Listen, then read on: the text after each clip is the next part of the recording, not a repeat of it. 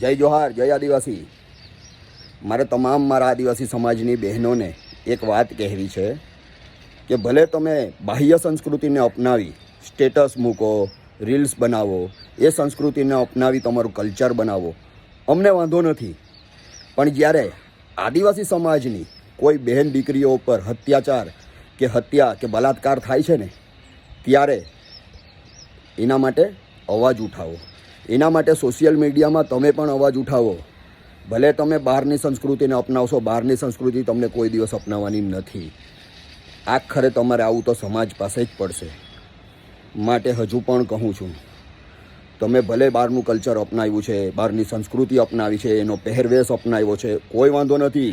એ આપણી લાઈફસ્ટાઈલ છે. પણ લાઈફસ્ટાઈલ છે ને, પણ આપણી મા બહેન દીકરીઓ પર જ્યારે અત્યાચાર થાય ને, ત્યારે સોશિયલ મીડિયામાં એના માટે બોલો, લડો.